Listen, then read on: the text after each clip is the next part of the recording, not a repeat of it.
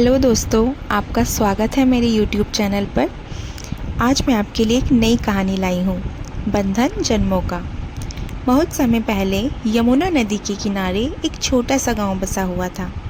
यह गांव अपनी सुंदरता और शांति के लिए जाना जाता था। इसी गांव में रहती थी एक 16 साल की लड़की, जिसका नाम राधिका था। राधिका अपनी बड़ी बड़ी आँखों, मधुर वाणी और दयालु स्वभाव के कारण पूरे गांव में प्रिय थी। उसे प्रकृति से बहुत प्रेम था और वह अक्सर नदी के किनारे या जंगल में घूमती रहती थी। उसी जंगल में एक प्राचीन बरगद का पेड़ था, जिसके नीचे एक नाग रहता था। यह कोई साधारण नाग नहीं था, उसका नाम वासुकी था और वह इच्छाधारी नाग था, यानी वह अपनी इच्छा अनुसार किसी भी रूप में बदल सकता था। वासुकी सदियों से उस जंगल में रहता था और उसने दुनिया के कई रंग देखे थे। वह बुद्धिमान और शांत स्वभाव का था, लेकिन इंसानों से दूर रहता था, क्योंकि उसने उनके बदलते स्वभाव और स्वार्थ को करीब से देखा था। एक दिन जब राधिका नदी के किनारे घूम रही थी, उसने एक घायल पक्षी को देखा। उसका एक पंख टूट गया था और वह दर्द से कर्रा रहा था। राधिका का कोमल हृदय पिघल गया। उसने धीरे से पक्षी को उठाया और उसे घर ले आई। उसने उसकी पंख पर दवा लगाई और उसकी देखभाल करने लगी। उसी समय वासुकी बरगद के पेड़ के नीचे आराम कर रहा था। उसने अपनी दिव्य दृष्टि से राधिका को घायल पक्षी की सेवा करते हुए देखा। उसे राधिका की करुणा और निस्वार्थ भाव से बहुत प्रभावित किया। उसने पहले कभी किसी इंसान को इतनी सच्ची दया नहीं देखी थी। कुछ दिन बाद पक्षी ठीक हो गया और उड़ गया। राधिका उसे उड़ता देखकर बहुत खुश हुई। जब वह घर लौट रही थी तो उसे जंगल में एक सुंदर फूल दिखाई दिया, जो उसने पहले कभी नहीं देखा था। वह उसे तोड़ने के लिए आगे बढ़ी, तब उसे एक फुफकार सुनाई दी। डर के मारे राधिका पीछे हट गई। उसकी आंखों के सामने एक विशाल नाग फन फैलाए खड़ा था। राधिका डर से कांपने लगी। उसने सुना था कि इस जंगल में खतरनाक नाग रहते हैं। वह अपनी आंखें बंद कर और भगवान से प्रार्थना करने लगी। तभी नाग ने एक गहरी शांत आवाज़ में कहा, डरो मत, मैं तुम्हें कोई हानि नहीं पहुंचाऊंगा। राधिका ने धीरे से अपनी आंखें खोली। वह आश्चर्य से देखती रह गई। नाग की आंखें शांत और गहरी थीं। उनमें कोई क्रोध या द्वेष नहीं था। तुम कौन हो? राधिका ने डरते हुए पूछा। मेरा नाम वासुकी है। मैंने तुम्हें उस घायल पक्षी की सेवा करते हुए देखा था। तुम्हारा हृदय बहुत कोमल है, नाग ने उत्तर दिया। राधिका को थोड़ा साहस मिला। उसने कहा, धन्यवाद।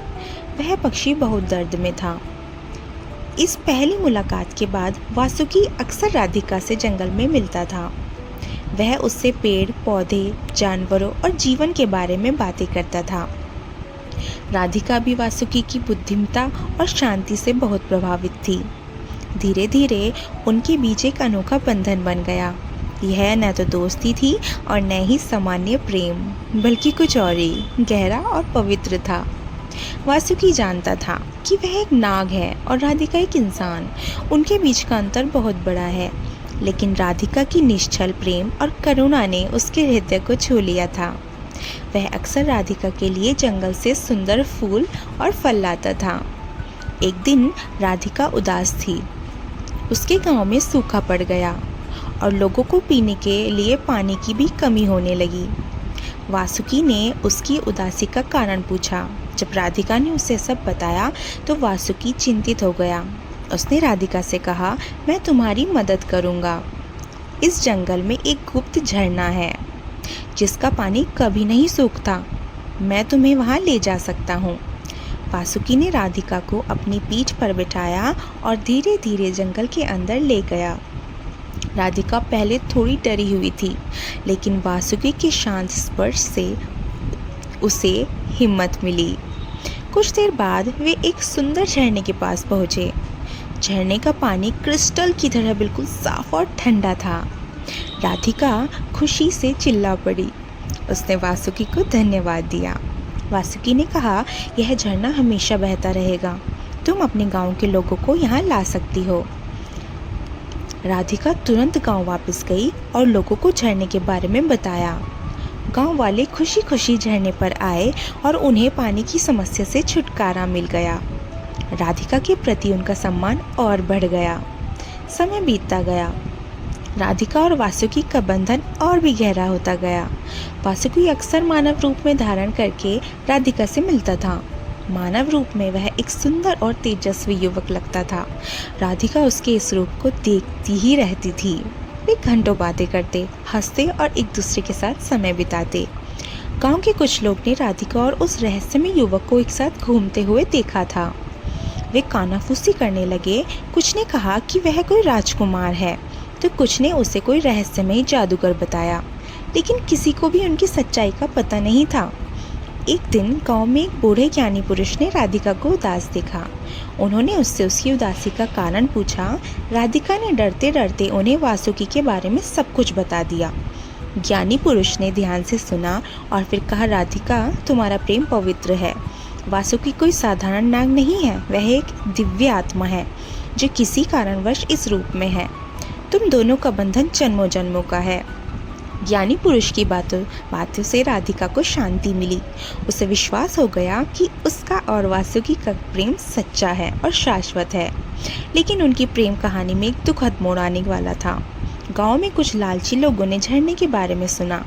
उन्हें पता चला कि वासुकी बस झरने की रक्षा करता है।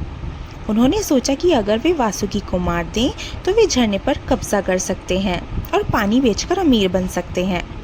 एक रात जब राधिका और वासुकी झरने के पास बैठे बातें कर रहे थे, कुछ हथियारबंद लोग वहां आ धमके।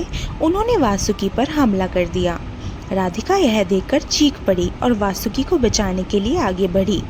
वासुकी ने तुरंत अपना नाग रूप धारण कर लिया और उससे मुकाबले करने लगा। वह बहुत शक्तिशाली था, लेकिन हमलावर बहुत ज़्यादा थे और उनके पास विषैले तीर भी थे। एक तीर वासुकी के शरीर में लग गया। राधिका दौड़कर वासुकी के पास गई। उसकी आंखों में आंसू थे। वह बहुत दर्द से कर्रा रहा था। राधिका उससे कमज़ोर आवाज़ में कहा, मुझे लगता है कि अब मेरा समय आ गया है। नहीं वासुकी, ऐसा मत कहो, राधिका रोते हुए बोली। वासुकी ने अपना सर राधिका के हाथों पर रखा और कहा, हमारा बंधन कभी नहीं टूटेगा राधिका। हम फिर मिलेंगे किसी और जन्म में, किसी और रूप में। यह कहकर वासुकी ने अपने प्राण त्याग दिए। राधिका बुरी तरह टूट गई। उसने वासुकी के मृत शरीर को अपनी गोद में रखा और घंटों तक रोई। जब गांव वालों को इस घटना के बारे में पता चला तो उन्हें बहुत दुख हुआ। उन्हें अपनी गलती का एहसास हुआ कि उन्होंने एक नेक और मददगार नाग को मार डाला। ज्ञानी पुरुष ने कहा कि वासुकी ने अपने प्राण देकर गांव को सूखे से बचाया था और उसका बलिदान व्यर्थ नहीं जाएगा। राधिका ने वासुकी की याद में झरने के पास एक छोटा सा मंदिर बनवाया। वह हर दिन वहां जाता है और वासुकी के लिए प्रार्थना करती है। उसने कभी किसी और से विवाह नहीं किया और अपना पूरा जीवन वासुकी की स्मृति में बना दिया। कहा जाता है कि आज भी पूर्णिमा की रात को उस झरने के पास एक सुंदर नाग दिखाई देता है जो राधिका की आत्मा की प्रतीक्षा कर रहा है। और यह भी माना जाता है कि अगले जन्म में राधिका और वासुकी फिर मिलेंगे और उनका प्रेम पूर्ण होगा, बिना किसी बंधन और डर के। यह कहानी हमें सिखाती है कि सच्चा प्रेम कभी नहीं मरता और राधिका और वासुकी ज़रूर मिलेंगे अगले जन्म में। प्रेम जो कभी नहीं मरता। दोस्तों, अगर आपको मेरी कहानी थोड़ी सी भी अच्छी लगी हो तो प्लीज़ मेरे चैनल को सब्सक्राइब कीजिए और लाइक कीजिए और प्लीज़ कमेंट में बताना कि आपको मेरी कहानी कैसी लगी। मैं आगे भी आपके लिए ऐसी कहानी लाती रहूँगी। आप लोगों का बहुत बहुत धन्यवाद।